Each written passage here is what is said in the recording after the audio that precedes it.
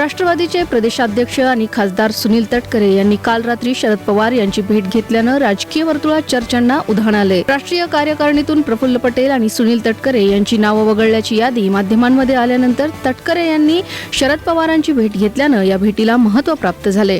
शरद पवारांची भेट घेऊन आल्यानंतर तटकरे यांनी राष्ट्रवादीच्या नवीन राष्ट्रीय कार्यकारिणीच्या यादीवर देखील भाष्य केले। शरद पवारांची तब्येत गेले काही दिवस ठीक नव्हती, त्यामुळे त्यांच्या तब्येतीची विचारपूस करण्यासाठी भेट घेतल्याचं तटकरे यांनी म्हटले।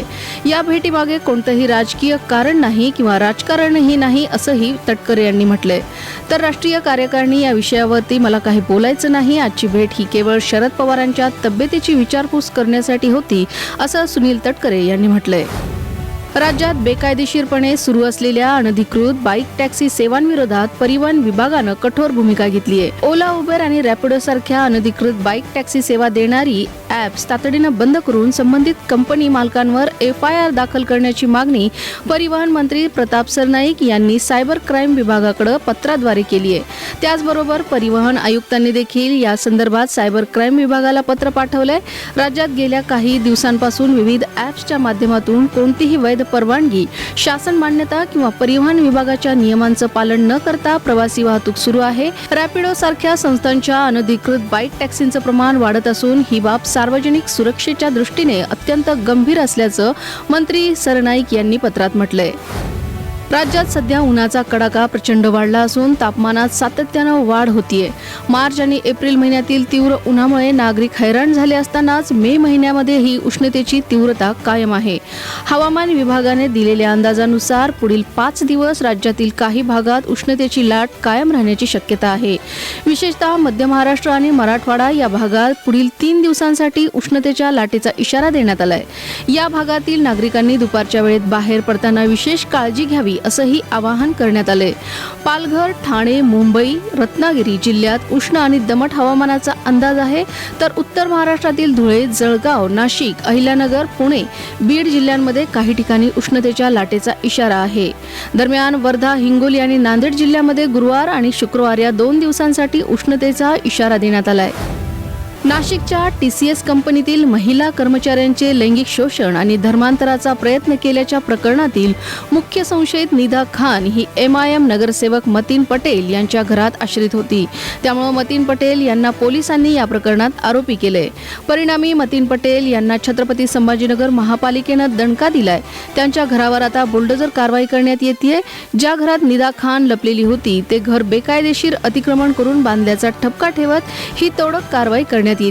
एवढंच नाही तर मतीन पटेल यांनी स्वतःहूनच घर पाडायला सुरुवात केली असून कारवाई होण्यापूर्वीच घर रिकामं केल्याची माहिती समोर आली आहे। एकूणच निदा खानला आश्रय देणं MIM नगरसेवक मतीन पटेल यांना भोवलं असून मतीन पटेल यांचं नगरसेवक पदही धोक्यात आले। भोंदूबाबा अशोक खरात प्रकरणात मोठी माहिती समोर आली आहे। राज्य महिला आयोगाच्या माजी अध्यक्षा रुपाली चाकणकर यांच्या अडचणीत वाढ झाली आहे। रुपाली चाकणकर यांना ईडीनं समन्स बजावलंय। शिवनिका ट्रस्टवर विश्वस्त असताना झालेल्या व्यवहारांची माहिती घेण्यासंदर्भात रुपाली चाकणकर यांना ईडीनं समन्स बजावलं असून चौकशीसाठी हजर होण्याचे आदेश दिलेत। त्यामुळे आता याची राजकीय वर्तुळात चांगलीच चर्चा रंगली आहे। अशोक खरातनं खंडणी रॅकेट चालवून बेनामी बँक खात्यांच्या नेटवर्कमधून 70 कोटींपेक्षा जास्त रक्कम वळवल्याचा आरोप आहे। खरातच्या शिवनिका ट्रस्टवर रुपाली चाकणकर विश्वस्त होत्या। त्यांनी पदाचा गैरवापर केलाय का आणि काही आर्थिक गैरव्यवहार झाले आहेत का याचा तपास ईडीच्या माध्यमातून केला जाणार आहे। चाकणकर यांची याआधी CBIनं तब्बल 5 तास चौकशी केली होती। आता या प्रकरणात ईडीची एंट्री झाली आहे। हिंगोलीमध्ये पुन्हा एकदा भूकंपाचा सौम्य धक्का जाणवलाय। प्रशासनानं या भूकंपाची तीव्रता 3.4 रिश्टर स्केल इतकी नोंदवली आहे। लातूरमधील भूमापक केंद्रावर या भूकंपाची नोंद झाली आहे। याआधी देखील हिंगोली जिल्ह्यातील वसमत, कळमनुरी, औंढा, हिंगोली या तालुक्यात भूकंप झाल्याची नोंद करण्यात आली आहे। दरम्यान प्रशासनानं नागरिकांना घाबरून न जाण्याचं आवाहन केलंय। भूकंपाच्या वेळी काय काळजी घ्यावी या संदर्भात सूचनाही देण्यात आल्या आहेत। दरम्यान मागच्या काही दिवसांपासून या भागात वारंवार भूकंपाचे धक्के जाणवत असल्यानं नागरिकांमध्ये भीतीचं वातावरण पसरलंय। पुढील वर्षभर देशवासियांनी सोनं खरेदी करू नये, तसंच पेट्रोल डिझेलचा वापरही कमीत कमी करावा असं आवाहन पंतप्रधान नरेंद्र मोदी यांनी 2 दिवसापूर्वी केलं. तसंच शाळांनीही ऑनलाईन वर्ग सुरू करावेत असंही त्यांनी म्हटलं. सलग 2 दिवस नरेंद्र मोदींनी देशवासियांना आवाहन केल्यानं विविध चर्चा रंगल्या आहेत. याच दरम्यान सरकारनं सोनं, चांदी आणि इतर मौल्यवान धातूंवरील आयात शुल्क वाढवण्याचा महत्त्वपूर्ण निर्णय घेतला असून या वाढीव किमती आजपासूनच लागू होणार आहेत. सोने चांदीवरील आयात शुल्क 60% तब्बल 15% करण्यात आले. आजपासूनच 15% आयात शुल्क लागू करण्यात येणार आहे. सोने चांदीची आयात रोखण्यासाठी केंद्र सरकारचे हे महत्त्वाचे पाऊल असल्याचं बोललं जाते. तसंच सोनं आणि चांदीच्या 15% आयात शुल्कांमधील 5% आयात शुल्क कृषी विकास कामांवर खर्च होणार असल्याचं सांगण्यात येते. इराण अमेरिका युद्धात एक तटस्थ मध्यस्थ म्हणून आपली प्रतिमा काळजीपूर्वक तयार करण्याचा केविलवाना प्रयत्न करणाऱ्या पाकिस्तानचं खरं रूप अखेर समोर आले. पाकिस्ताननं इराणच्या लष्करी विमानांना आपला अत्यंत संवेदनशील हवाई तळ वापरण्याची परवानगी दिली आहे. त्यामुळे पाकिस्तानच्या मध्यस्थीच्या नाटकाला आता पूर्ण विराम लागलाय. अमेरिकन अधिकाऱ्यांनी केलेल्या या धक्कादायक खुलाशामुळे प्रदेशात स्थिरता आणणारी शक्ती असल्याचा दावा करत असतानाच दोन्ही बाजू सांभाळणाऱ्या देशाचं चित्र आता जगासमोर आले. ही बातमी अशा नाजूक वेळी समोर आली आहे जेव्हा अमेरिकेचे राष्ट्राध्यक्ष डोनाल्ड ट्रम्प आज चीनचे अध्यक्ष शी जिनपिंग यांच्यासोबत एका महत्त्वपूर्ण बैठकीसाठी बीजिंगमध्ये दाखल होण्याची शक्यता आहे.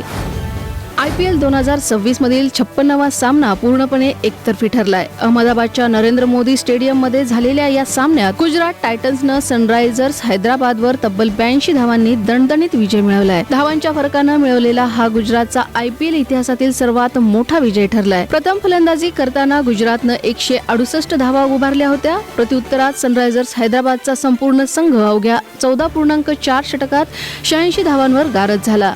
गुजरातच्या गोलंदाजांनी सुरुवातीपासूनच हैदराबादच्या फलंदाजांवर दबाव निर्माण केला आणि सामना एक हाती जिंकून दाखवला. या शानदार विजयासह गुजरात टायटन्सनं गुणतालिकेत अव्वल स्थान पटकावले. बॉलिवूडचे सुप्रसिद्ध गायक सोनू निगम हे गाण्यांसह त्यांच्या परखड भाषासाठी सुद्धा लोकप्रिय आहेत. सोनू निगम यांचा स्पष्ट वक्तेपणा हे देखील सतत चर्चेचा विषय ठरतो. यावेळी देखील लाईव्ह कॉन्सर्टमध्ये घुसून कार्यक्रमामध्ये व्यत्यय आणणाऱ्या चाहत्याला सोनू निगमनं चांगलंच फैलावर घेतलंय. मार खाण्याची कामं का करता असं लिहित सोनू निगमनं आपला रोष व्यक्त केलाय. कोल्हापूरमध्ये सोनू निगमचा लाईव्ह कॉन्सर्ट पार पडला. यावेळी कॉन्सर्ट अगदी रंगात आलेला असतानाच एका चाहत्यानं मात्र व्यत्यय आणला. याचा व्हिडिओ सोशल मीडियावर शेअर करत सोनूनं पुढच्या वेळेस असं केलं तर वाचणार नाही असं म्हणत इशारा दिलाय.